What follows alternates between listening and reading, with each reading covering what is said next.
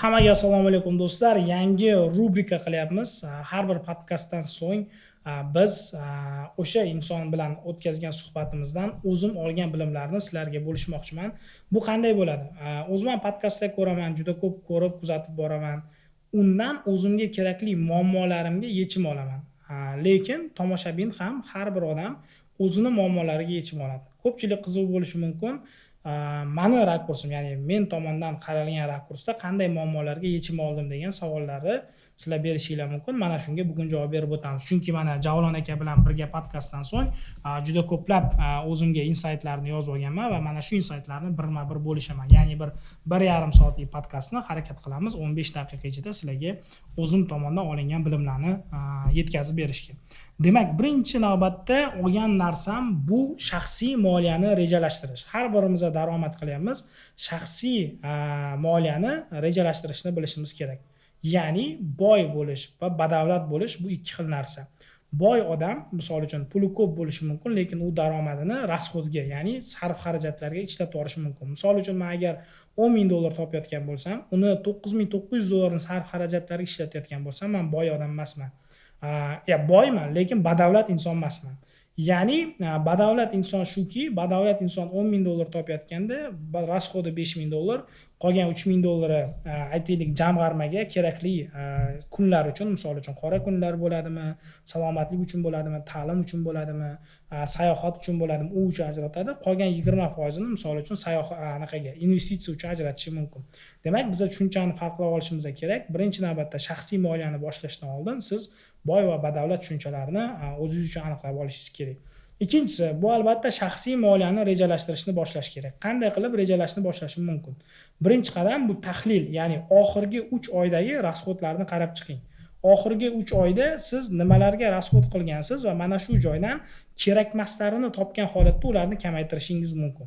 Albatta, qarab chiqishingiz kerak bo'ladi. Rasxodlar o'zgaruvchan bo'lar ekan. Misol uchun, kim uchundir sayohat bu har doim qilinishi kerak bo'lgan rasxod. Yoki bo'lmasa kim uchundir yaxshi restoranlarga borib ovqatlanish yoki biznes davrasida bo'lish, biznesmenlar bilan birga bo'lish uchun o'sha restoranga tashrif buyurish bu rasxod emas, balki investitsiya. Ya'ni siz o'sha davrada bo'ladigan bo'lsangiz, kelajakda bu sizga daromad keltirishi mumkin. Endi daromadni oshirish bo'yicha yo'l yo'riq berdilar. Ya'ni misol uchun sizni shaxsiy moliyangizda muammo bormi? Faqat rasxod tomoniga emas, balki prihod, ya'ni daromadingiz nuqtai nazaridan ham qarashingiz kerak. Balki daromadingiz yaxshi diversifikatsiya, ya'ni bo'linmagandir. Faqatgina bitta kompaniyadan daromad topayotgandingiz. Faqat bitta manba sizga daromad berayotgandir. Buni kamida 4 ta 5 taga bo'ling degan narsa. Yoki bo'lmasa eng kamida 2 ta daromad manbaiga ega bo'ling.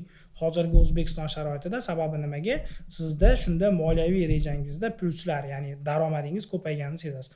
Keyingisi, rasxodlarni bilgan holatda to'g'ri qarorlar qabul qilish. Misol uchun, ma'lum bir mahsulotni sotib olishdan oldin bu narsani eng kamida 3 marta o'ylab ko'ring.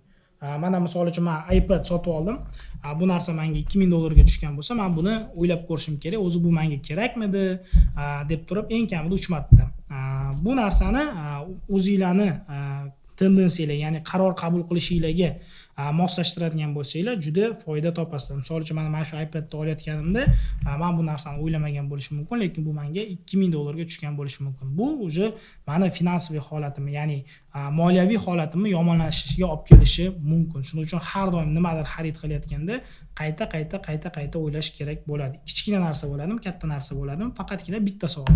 Men bu narsaga hozir ehtiyoj sezyapmanmi yoki yo'qmi? Kerakmi, yo'qmi? Ya'ni men xohishga, ishtiyoqqa aldanib qolmayapmanmi? Bu narsa menga kerakli narsami, ehtiyojim bormi yoki yo'qmi degan narsani aniqlab olish kerak. Va ushbu prinsiplarni qabul qilganingizdan keyin doimiy nazorat o'rnatishni boshlashingiz kerak. Ya'ni o'sha rasxodlaringiz, daromadlaringiz bo'yicha doimiy nazorat o'rnatib, kerakli joyda to'g'rilab yurishingiz kerak. Shu. Endi keyingi olgan insaytim bu uchinchisi, har bir odamning o'zining riski bor. Ya'ni 25 yoshli odam 60 yoshli odamga qaraganda ko'proq risk ola oladi.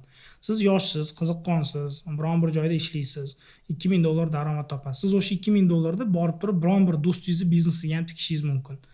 Lekin siz 55 yoshsiz, siz $2,000 daromad topasiz siz u $2000 do'stingizni biznesiga tikmaysiz. Sababi nimaga? Ikkalangizdagi vaqt omili, ya'ni sizda bittasida vaqt kam, bittasida vaqt ko'p. Ha mayli tiklab olarman bu pulimni deysiz, bu yoqda esa yo'q, men bu pulni rejalashtirib qo'ygan rasxodlarim bor degan holatda qaror qabul qilasiz. Ya'ni har bir odamni riskini olish darajasi har xil bo'ladi va shunga qarab turib u biznesga kiradi va o'sha biznesda muvaffaqiyatga erishish ham risk olishga bog'liq bo'ladi. Undan keyingi narsa bu 4-inchisi investitsiya. Investitsiyada hech qachon tez qaror qabul qilmaslikni va qayta o'ylab ko'rishni o'zim uchun oldim. Ya'ni misol uchun men biron bir kompaniyani aksiyasini sotmoqchi bo'ladigan bo'lsam, eng kamida 3-4 marta tahlil qilaman. Birinchi navbatda u kompaniyani moliyaviy holatini, faoliyat sohasini, fundamental tahlilini hammasini o'tkazgan holatda kelajakda nima bo'lishi mumkin degan ehtimollarni inobatga olib, keyinchalik men bu sohaga investitsiya qilaman. Misol uchun uy olmoqchiman, oddiy ko'chmas mulk. Bunda ham men nazorat qilaman lokatsiya. Bu soha hali rivojlanadimi yoki yo'qmi? Bu soha stabil daromad olib keladimi yoki yo'qmi?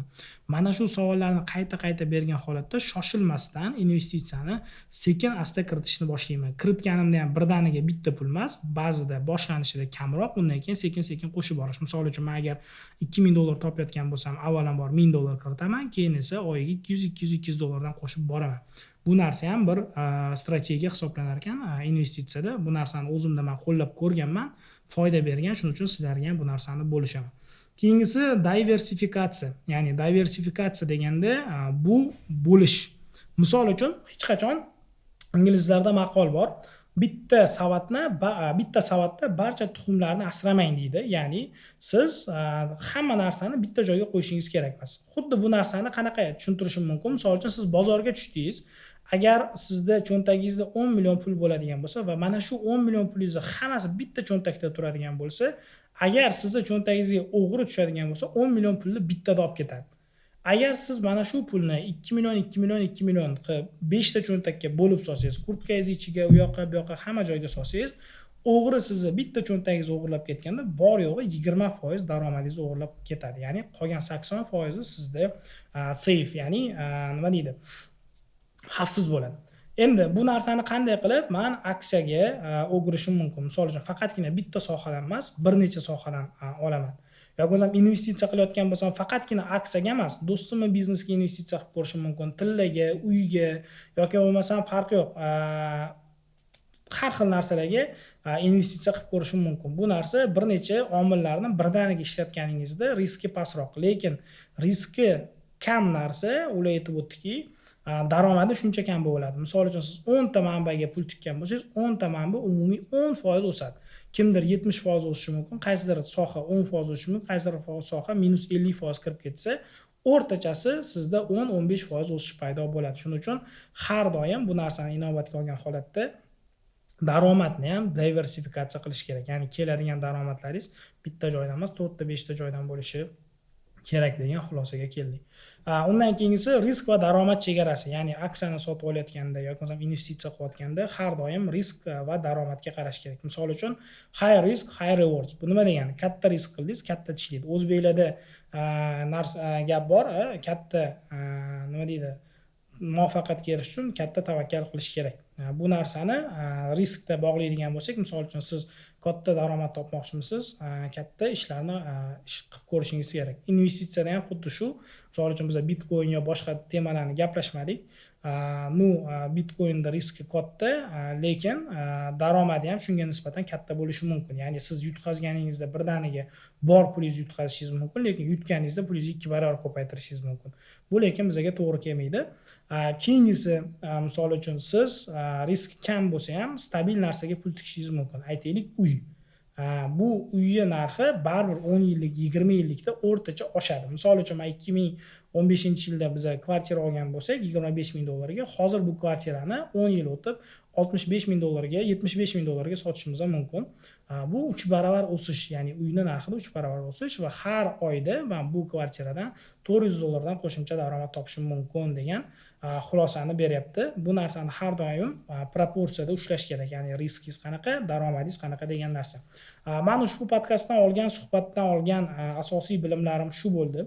Sizda ham agar qanaqa bilimlar bo'ladigan bo'lsa, olgan nima deydi, insaytlaringiz bo'ladigan bo'lsa, kommentariyada, izohlar bo'limida yozib keting. Agar bu podkastni ko'rmagan bo'lsangiz, Javlon Otaqulov deb turib qidiradigan bo'lsangiz, biz bilan, ya'ni Timur Abduraimov YouTube kanalida o'tkazilgan podkastni tomosha qilishingiz mumkin. Hammaga rahmat, salomat bo'ling. Keyingi videolarda uchrashguncha. Aytgancha kanalga obuna bo'lishni unutmang.